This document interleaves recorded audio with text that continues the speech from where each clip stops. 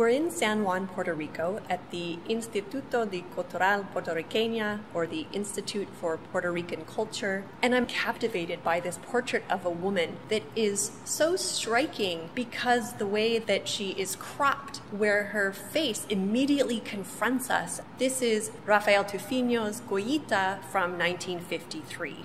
This is Gregoria Figueroa, the mother of the artist, and conceived as a monument to his mother.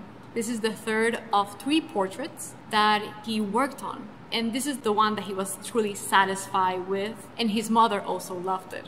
Tufiño has placed her close up in the composition. It's as if he's taken a sculpted portrait bust of his mother and placed it inside a frame. And so we're seeing her from the shoulders up, and her head takes up the vast majority of the composition. He has painted her as this confident, strong woman who looks outwards to just beyond us, as if something has caught her attention that's more important than our presence. Behind her, we see a landscape, not as detailed as the portrait itself, but we have enough to appreciate the representation of small houses, little roads, and 3 figures spread around the background. We see 2 figures seemingly playing on a stream, but then we find a small figure of what seems to be a boy with a satchel, and this has been interpreted by some as a possible self-portrait of a young Tufiño.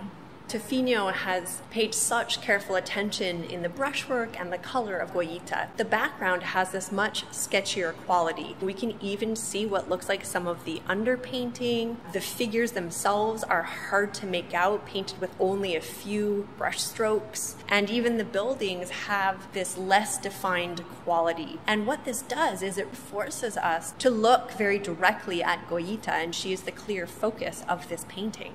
We have a colder quality to the colors in the background that contrasts very harmoniously with the warm quality of the representation of Goyita, her red head wrap, the warm quality of her skin, also highlighting how masterfully Tufiño used painting.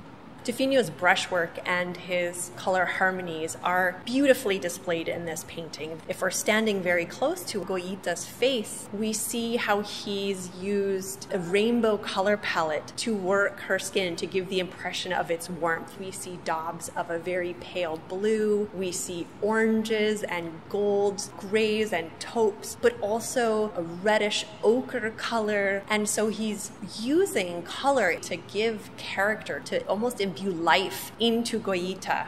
That use of color, especially around the eyes, does emphasize her gaze. The way that he uses that light blue not only complements the representation of her physically, but also creates a chromatic link with the rest of the composition. His use of light and shadow to give her this 3-dimensional quality is one of the reasons I get the impression of her as a sculptural bust. There is something truly monumentalizing about the way that he's painted his mother. The context in which this painting was made in the early 1950s is also quite relevant. We are at a time of great change politically for Puerto Rico, where we have artists responding to new changes like the establishment of the Free Associated State in 1952, for example, that defined the current relationship between the US and Puerto Rico. We have a local government, which is headed by Luis Muñoz Marín, that is very interested in the representation and the highlight of a Puerto Rican identity and culture separate from the politics. We see many artists like Tufiño and others turning to the workers, the working class, the everyday people, the jibaros, the people from the countryside as inspiration for their work, as a way to capture and represent Puerto Rican people and hence Puerto Rican identity and culture. It's a way of heroizing the people, but without romanticizing them. Before Tufiño is painting this, portraits typically are showing those in power, the elites. And so the fact that he's showing an everyday woman is an important moment for Tufiño and others at this time in the 1950s. The representation of everyday people, people from the countryside, is not particularly new. There's already a tradition of this in Puerto Rican art. But what we find in the 1940s and 1950s is that there's an interest in representing people also in urban settings, in places like Barrio San Jose, which is the setting of this painting. His interest in everyday people, in workers, is partially informed by his time in Mexico. He was at the Academy of San Carlos in Mexico City, which is where he received academic training in painting and also printmaking. And while he was there, he came into contact with other artists who had similar interests in a socially informed art, like Leopoldo Mendez and other printmakers at the Taller de Gráfica Popular. And while he's there, he's able to see works by artists like Jose Clemente Orozco, Diego Rivera, who were similarly socially informed. When he returned to Puerto Rico in 1949, he co-founded the Center for Puerto Rican Art with artists like Lorenzo Omar, who were interested in very similar topics to what he also became more familiar with in Mexico.